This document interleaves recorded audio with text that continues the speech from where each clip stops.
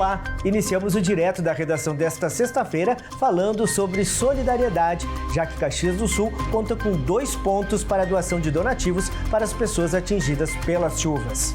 Em Caxias do Sul, as doações estão concentradas em 2 pontos, sendo um deles na sede da Fundação Caxias, na Rua Sarmento Leite, 2189, no bairro Rio Branco, e outro no Seminário Diocesano Nossa Senhora Aparecida, na Rua Ivo Remo Comanduli, 897, na descida dos pavilhões da Festa da Uva.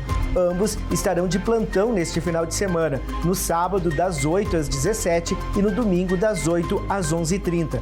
Neste momento, a comunidade pode doar colchões, cobertas, lençóis, toalhas de banho, produtos de higiene, água e alimentos não perecíveis. Quem tiver interesse em auxiliar como voluntário deve entrar em contato com a Fundação Caxias pelo telefone 54 3223 0528.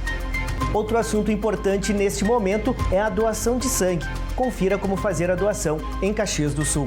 Para doar, você pode comparecer diretamente no Hemox ou agendar um horário pelo WhatsApp 54 98418 8487 ou pelo telefone 3290 4580. Neste sábado, o atendimento ocorre das 8 ao meio-dia e de segunda a sexta-feira, das 8h15 às 16h45.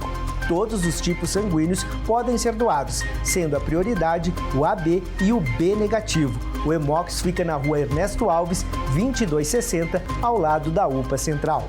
Te conto também que o Tribunal Superior Eleitoral está ampliando o prazo de alistamento eleitoral nas cidades do Rio Grande do Sul.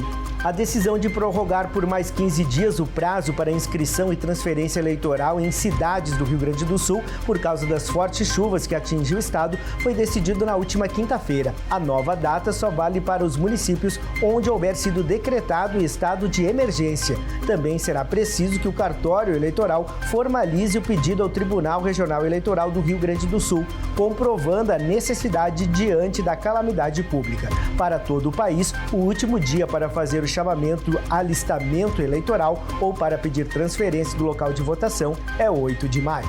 O Direto da Redação desta sexta-feira vai ficando por aqui, desejando a você um excelente final de semana e até a próxima!